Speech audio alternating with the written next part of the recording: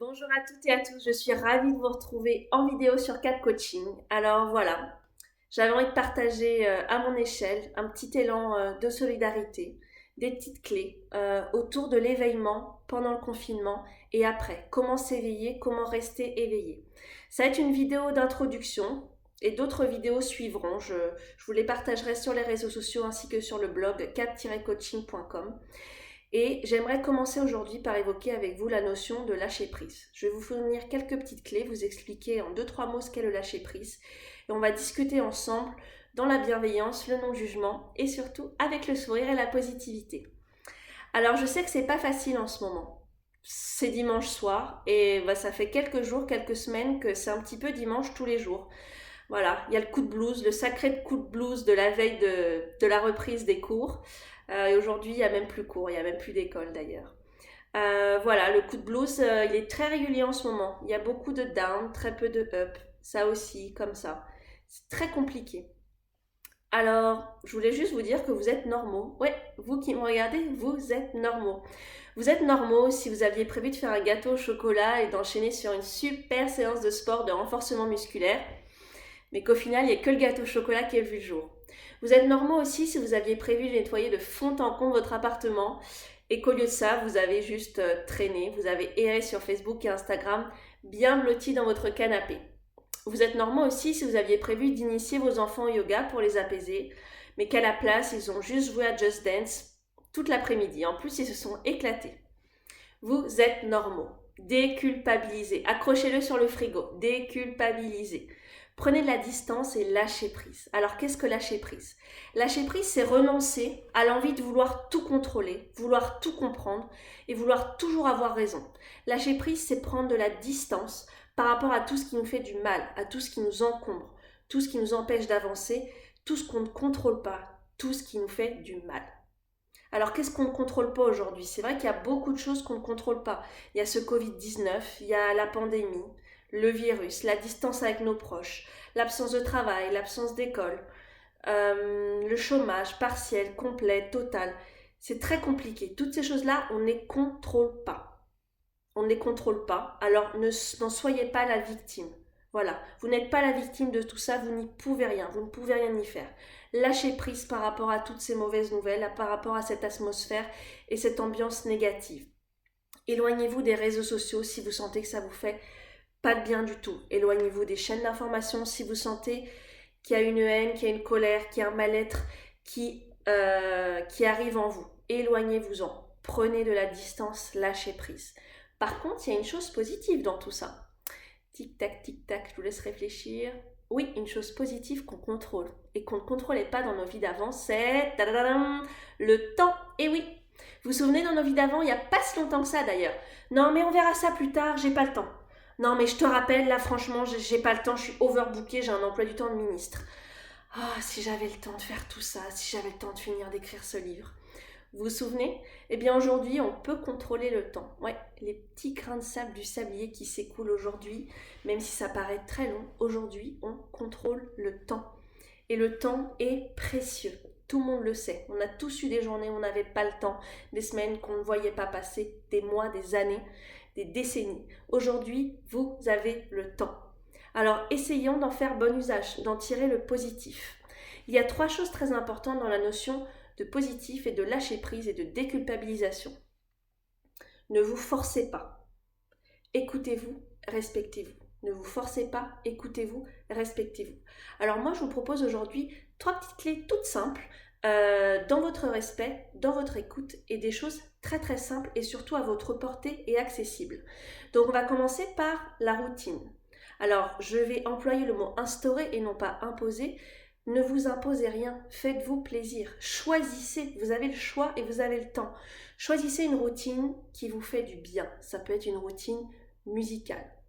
Vous dansez, vous mettez la musique le matin ou le soir, vous dansez, vous faites du bien. Ça peut être une routine de déco. Vous décorez votre maison, vous faites du do-it-yourself, ça vous fait du bien, faites-le, consacrez-y du temps. Ça peut être une routine sportive, voilà, de la musculation, du yoga, n'importe quel sport, du tennis avec vos voisins de balcon. Ça peut être de la mécanique, du nettoyage, quelque chose qui vous fait du bien, de la cuisine, faire des bijoux, faire des soins pour votre corps, peu importe. Le matin, le soir, à votre rythme, mais toujours dans votre respect, dans votre écoute. Et des choses simples. N'allez pas chercher midi à 14 heures.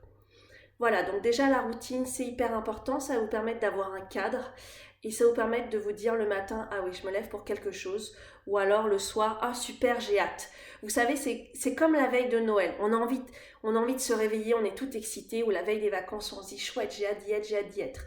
Cherchez quelque chose qui provoque en vous ce sentiment de, ah j'ai hâte, j'ai vraiment hâte d'y être, je suis excitée vivement, vivement, le sentiment de vivement qu'on y soit.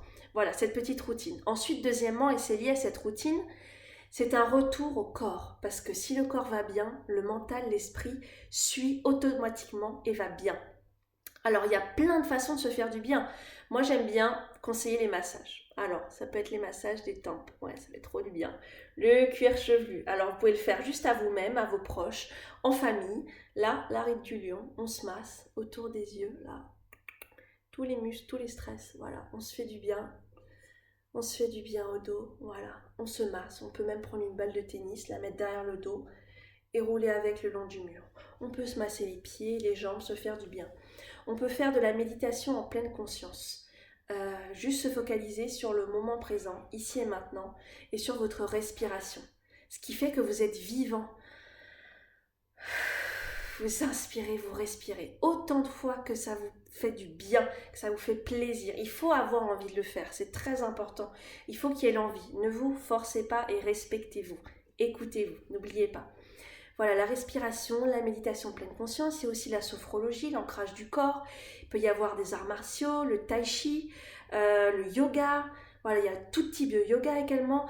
Aujourd'hui, pendant cette période de confinement, il y a beaucoup d'applications qui sont solidaires et qui mettent en ligne gratuitement pendant un certain laps de temps leurs applications. C'est l'occasion de tester. Vous essayez, vous accrochez, c'est super. Vous essayez, c'est pas votre truc. Vous en essayez une autre, ah ouais, pourquoi pas. Voilà, essayez, explorez, tentez, osez. Faites-vous confiance.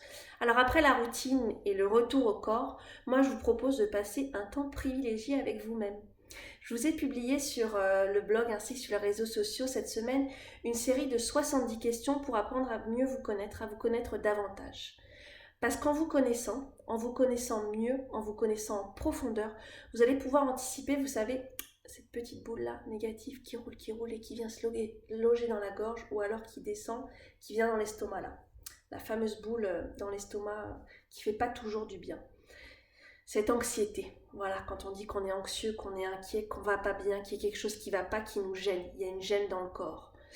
Et en apprenant à vous connaître davantage, en répondant à certaines des questions primordiales donc, que je vous ai partagées, 70 questions, vous allez apprendre à anticiper cette vague de dépression, à anticiper cette petite boule de pensées négatives, ces croyances limitantes qui fait que le matin, vous n'avez pas envie de vous lever et que le soir, vous traînez jusqu'à pas d'heure et là, vous étiez promis de vous coucher tôt.